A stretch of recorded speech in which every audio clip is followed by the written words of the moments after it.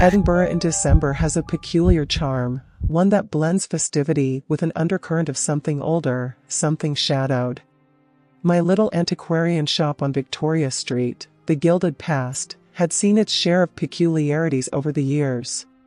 Yet nothing could have prepared me for the arrival of that mirror. It was an afternoon heavy with snow, the sky bruised gray. I was sorting through a collection of old manuscripts, the fire in the grate doing little to warm the biting air seeping through the shop's ancient stone walls. The bell above the door jingled, and in stepped a man unlike any I had seen before. He was tall, gaunt, his face weathered like the pages of an old book. He carried a rectangular object wrapped in thick velvet, the corners barely peeking through. As he approached the counter, his presence seemed to drain the warmth from the room, not in a fantastical way, but in that subtle, instinctive unease that lingers at the edge of one's mind. "I believe this may interest you," he said, his voice as brittle as dried leaves. He placed the object on the counter and, with care bordering on reverence, began to peel away the fabric. What emerged was a mirror, its frame a riot of ornate carvings, roses, twisting vines, and faces of cherubs, all rendered in tarnished silver. At the apex of the frame was an inscription, etched in Latin, "Mortem speculamur, sed numquam vitamus." I don't know what compelled me to ask, "What does it mean?" He didn't answer immediately, his fingers tracing the engraving. Roughly translated, he said after a pause, "It reads, 'We watch for death, but we never see it.'" An ominous sentiment for a piece so beautiful. Yet, as I gazed into the mirror, I felt a faint tug at the edges of my awareness, as though the glass held more than just my reflection. There was no movement, no tricks of the light, only a faint sense of something waiting. "It's an heirloom," he continued, his eyes never meeting mine. "Brought to Scotland in 1820 by a collector whose name has been lost to time. Local legend claims that on Christmas Eve, those who gaze into it will see a glimpse of what lies ahead." He hesitated, "an unchangeable fate." A ridiculous notion, of course, but one that intrigued me nonetheless. People often come to antiquities for stories as much as objects, and this mirror had a story that could fetch a fair price. "I'll take it," I said, cutting through his hesitation. His expression betrayed no satisfaction, only a faint relief as if unburdened of something. After he left, I set the mirror on a stand near the shop's window. Customers wandered in and out that day, but no one paid it much mind. I, however, found my gaze drawn to it repeatedly. It wasn't the craftsmanship that fascinated me, though it was remarkable. It was the sense that it was watching back, or waiting for something, or someone. That night, as I locked the shop and stepped out into the snow-covered street, I couldn't shake the peculiar weight the mirror seemed to leave in the room. My reflection in its glass stayed in my mind's eye, lingering long after I turned away. The days leading up to Christmas passed in a flurry of activity. The streets of Edinburgh glittered under strings of lights, and the air hummed with carols carried on the wind. My shop, too, had become a haven for those seeking unique gifts, though I noticed something strange. Few even glanced at the mirror. For a piece so magnificent, it seemed almost invisible to my patrons. The man's words lingered with me, however, and as Christmas Eve approached, I found myself drawn to the mirror as if it held some magnetic force. I began to notice odd details, imperfections in the glass, like faint ripples on a pond. At certain angles, it almost seemed as though shadows stirred behind my reflection, though I knew it to be a trick of the light. That evening, as I prepared to close the shop, a peculiar unease settled over me. Snow swirled against the window panes, muting the bustling sounds of the city outside. The mirror, standing by the front window, seemed sharper in the dim light, as though it absorbed the glow of the street lamps rather than reflecting it. I reached to turn off the last lamp when a sound froze me in place. It wasn't the wind or the creak of the old shop, it was the bell above the door. It chimed softly, though I was certain I had locked the door hours ago. "Who's there?" My voice broke the silence, but no answer came. The shop was still, save for the faint crackle of the fire in the hearth. I stepped cautiously toward the door, heart pounding, and found it bolted just as I had left it. Yet, the bell had rung, I was certain of it. As I turned back toward the counter, I saw it. A shape in the mirror. At first, I thought it was my reflection, distorted by the uneven glass, but the figure was wrong. Taller, cloaked in a darkness that seemed to swirl like smoke. The face, or what passed for one, was obscured, yet its presence was unmistakable. I stumbled back, my breath catching in my throat. The figure didn't move, and when I looked around the room, it was empty. Yet, when I returned my gaze to the mirror, it remained, staring, or perhaps waiting. Summoning what little courage I had, I moved closer to the mirror, my hands trembling. "What do you want?" I whispered, the question escaping me before I could think better of it. The glass shivered, not visibly, but in a way I felt deep in my chest, like a sound too low to hear. And then, as if the room itself exhaled, the figure was gone. I stepped back, unsteady, and knocked into the counter. My hands fumbled for the lamp, but before I could extinguish the light, a sharp crack echoed through the shop. The mirror's glass splintered, a single jagged fracture cutting across its surface like a scar. That night, I left the shop in a hurry, locking the door behind me and refusing to look back at the mirror. As I walked home through the snow-covered streets, the festive lights and cheerful voices seemed distant, muffled by a growing dread I couldn't explain. I told myself it was my imagination, that the cold and the late hour had played tricks on my mind. Yet, as I reached my door and turned the key in the lock, a movement caught my eye, a shadow, flitting just at the edge of the lamplight. I spun around, but there was nothing there. Only the silence of the falling snow and the faint impression of something watching from the darkness. Christmas morning arrived, and though the world outside my window seemed alive with joy and celebration, I awoke with a hollow feeling deep in my chest. I had barely slept, haunted by dreams I couldn't quite remember and the fractured image of the mirror. Determined to distance myself from the events of the previous evening, I immersed myself in festive rituals, lighting the fireplace, preparing a modest feast, and tuning the old radio to a channel playing cheerful carols. But no matter how I tried, the shop and its sinister centerpiece weighed on my mind. By late afternoon, I resolved to return to the shop, if only to reassure myself that the events of Christmas Eve had been nothing more than my overactive imagination. Snow blanketed the streets, and the city had grown quieter, save for the occasional laughter of children playing or the distant toll of church bells. When I reached the shop, I hesitated. The windows were dark, as I had left them, but something felt different. It was the stillness, a peculiar, oppressive quiet that seemed to seep from within. Unlocking the door, I stepped inside, and immediately, a chill ran down my spine. The air felt heavy, thick with a dampness that hadn't been there before. The fractured mirror stood where I'd left it, but now it seemed even more menacing, the crack running through its surface like a wound that refused to heal. As I approached, my footsteps echoed unnaturally in the space, each sound reverberating as though the walls had drawn closer. I stopped before the mirror, its surface dim in the fading light. For a moment, I considered covering it, but before I could move, the bell above the door chimed again. This time, I knew I hadn't imagined it.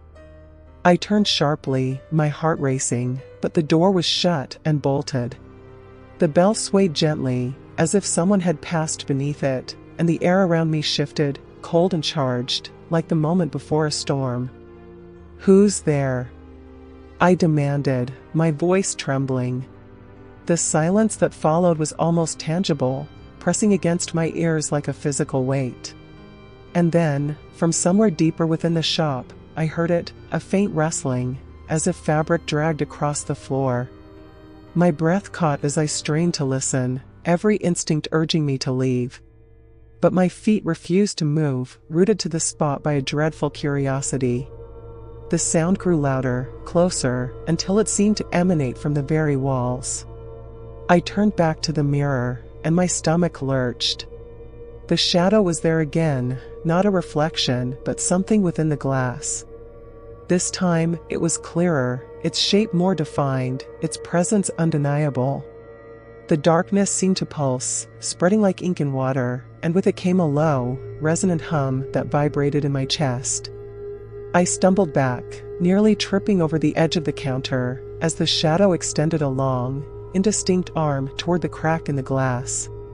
The fracture seemed to widen, the edges splintering outward like veins, and with each new break, the hum grew louder, more insistent. "No," I gasped, clutching at the counter for support. "You're not real." The mirror shuddered violently, the surface rippling as though it were liquid. And then, with a deafening crack, the bell above the door chimed once more, this time accompanied by the unmistakable sound of footsteps. They were heavy and deliberate, crossing the threshold and moving slowly toward me. I couldn't see anyone, but the sound was unmistakable, each step echoing in the suffocating silence.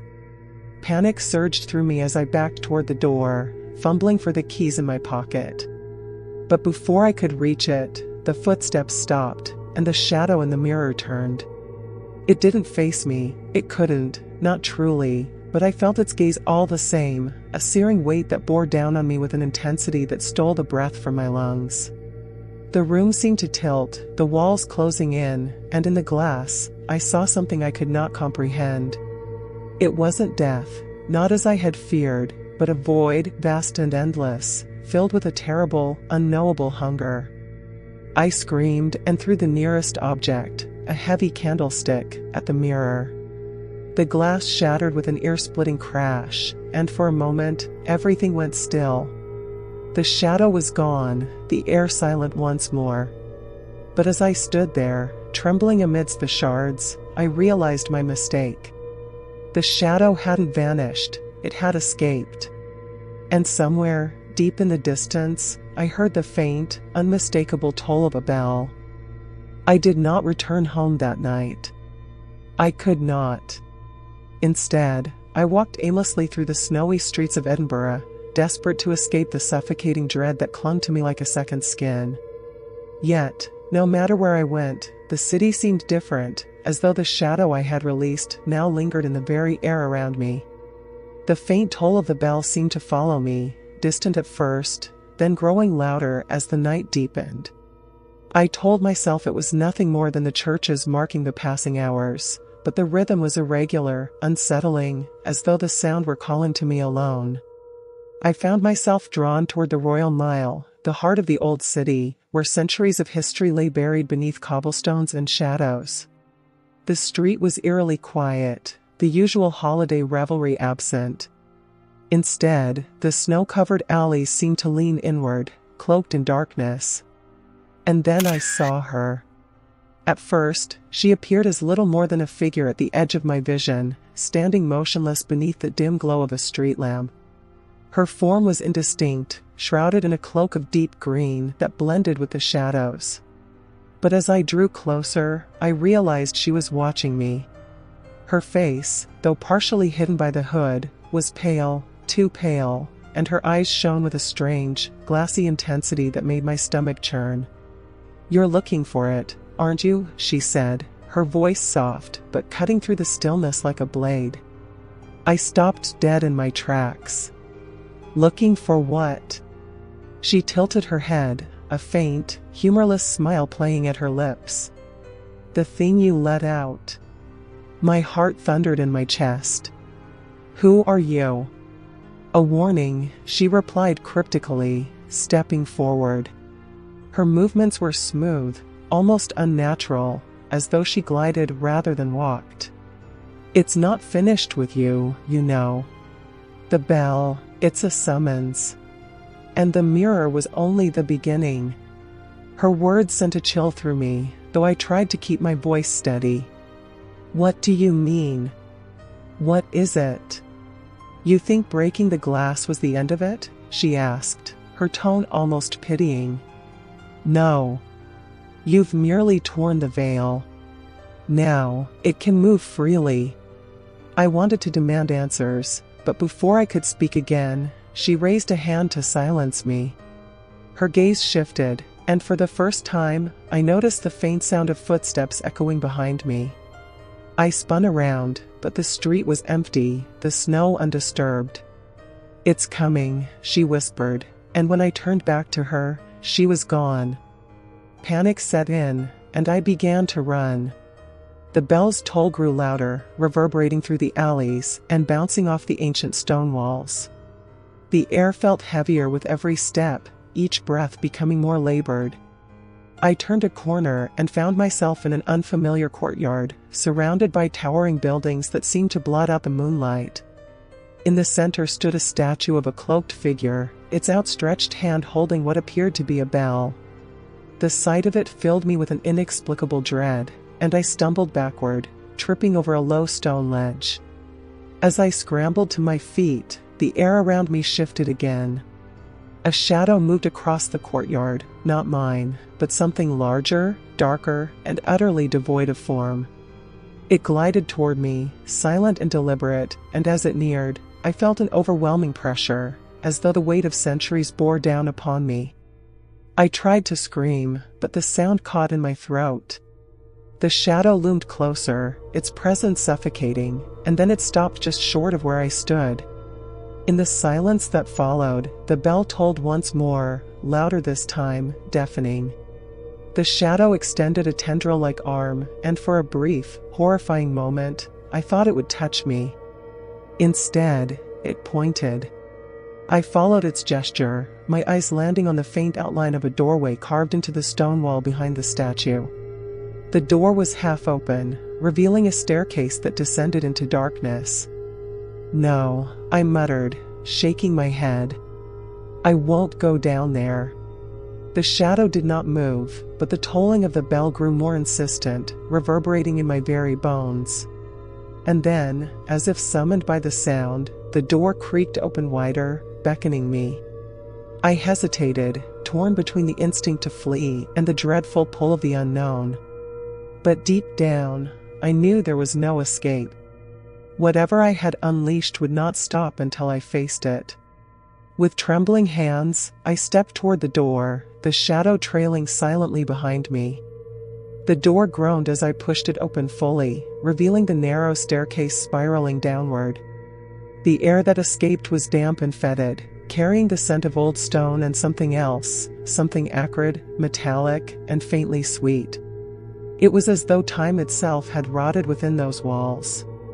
I hesitated at the threshold, my hand gripping the doorframe to steady myself. Behind me, the shadow lingered, its shapeless presence pressing closer, as if urging me forward. The bell's toll grew sharper now, each peal resonating like a command. I descended. The steps were uneven, carved hastily from stone, and the deeper I went, the darker it became. The flickering light of the street above faded entirely, leaving me in a void. My breath echoed in the narrow space, loud and ragged, each inhalation betraying the fear clawing at my chest. At the bottom of the stairs, I found myself in a chamber that seemed impossibly vast for the space beneath the courtyard. The walls were lined with shelves, and on each shelf rested objects that gleamed faintly in the dim light of a single lantern hanging from the ceiling, a strange, spectral glow that had no apparent source. Mirrors. Hundreds of them, each one different in size and style, their frames ornate with carvings of vines, beasts, and words I could not understand. Some were cracked, others pristine, but none reflected my image. Instead, they showed shadows moving within their depths, shifting and writhing like something alive. My stomach churned as I approached the nearest mirror, its surface rippling like water. For a moment, I thought I saw a face, not my own, but someone else's, pale and hollow-eyed, staring back at me. Then it was gone, replaced by darkness. The bell tolled again, and I turned sharply, heart hammering. The sound seemed to emanate from the far end of the chamber, where a larger mirror stood propped against the wall. Unlike the others, its frame was jet black, polished to an unnatural sheen. Latin inscriptions circled its edges, glowing faintly as though etched with fire. As I approached, the glow intensified, and the air around me grew heavier, pressing against my skin like invisible hands. My instincts screamed at me to run, but I was rooted to the spot, compelled by a force I could neither see nor resist. The surface of the mirror shimmered, and for the first time, I saw it clearly. A figure emerged within the glass, a tall, cloaked form with a face obscured by shadow. In its hand, it held a bell, identical to the one from the statue above. Its free hand reached out, the fingers impossibly long and thin, as though they could pierce through the glass. Then, it spoke. Its voice was neither male nor female, but a low, resonant murmur that seemed to come from everywhere at once. You sought to break the cycle, to sever the chain. I stepped back, shaking my head. I didn't mean to. You disturbed the veil, it interrupted, its tone unchanging. And now, you must bear the weight. The mirror's surface rippled again, and I felt the floor shift beneath me. The shelves trembled, their contents clattering to the ground, yet none of the mirrors shattered. Instead, the shadows within them poured forth, coalescing into shapes that filled the chamber. Figures emerged, twisted, spectral forms that bore faint traces of humanity. Their faces were indistinct, their bodies hunched and shrouded in tattered cloaks. They moved slowly at first, then with increasing urgency, their whispers building into a cacophony that surrounded me. I stumbled backward, my pulse roaring in my ears. The figures did not touch me, but their presence was unbearable, their proximity suffocating. You cannot destroy what binds us, the voice intoned, the figure in the mirror now leaning closer, its face pressing against the glass. The curse is eternal. But you, little one, you may join us. No. I screamed, my voice raw. I didn't want this. The mirror began to crack, fractures spreading across its surface like veins. The figures in the chamber froze, their heads snapping toward me in unison.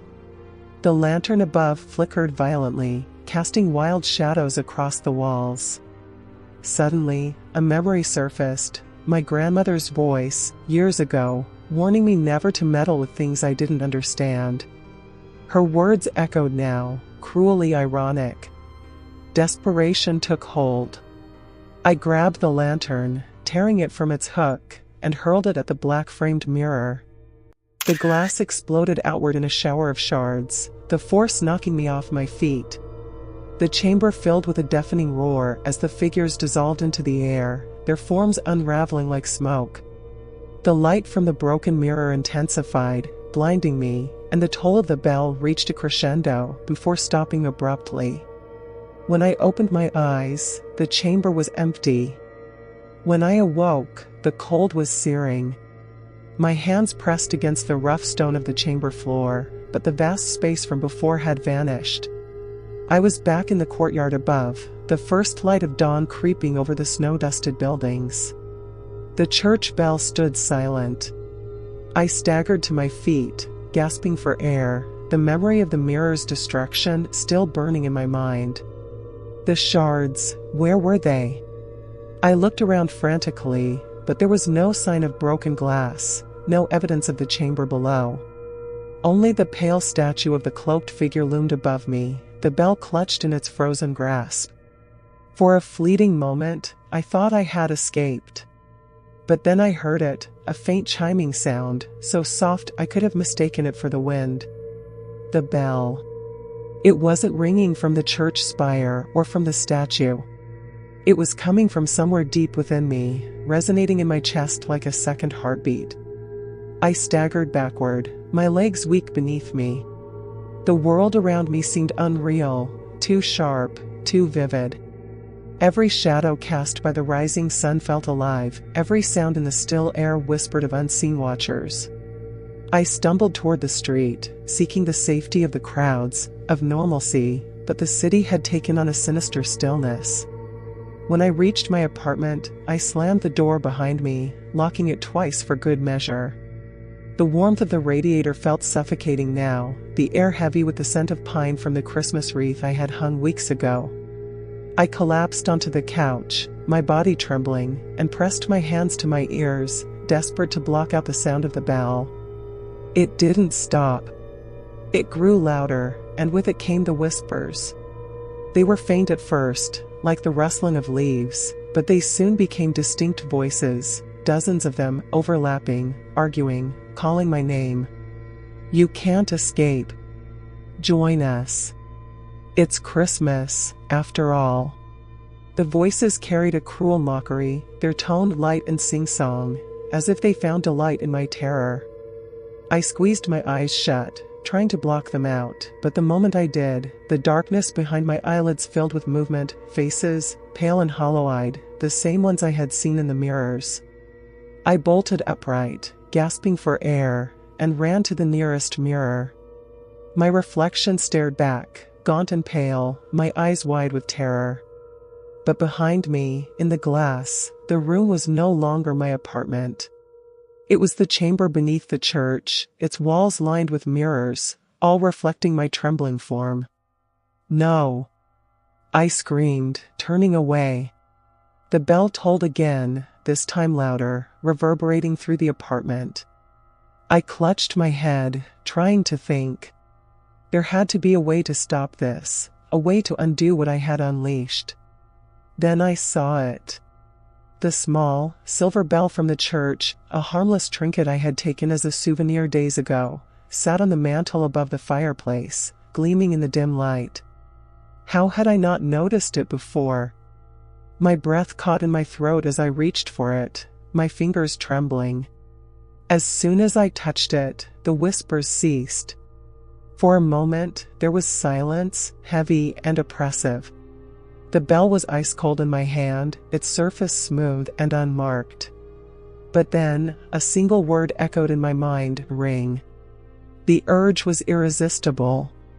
My hand moved of its own accord, lifting the bell and shaking it gently. The sound it produced was not the cheerful chime of Christmas but a deep, mournful toll that seemed to ripple through the air, distorting reality.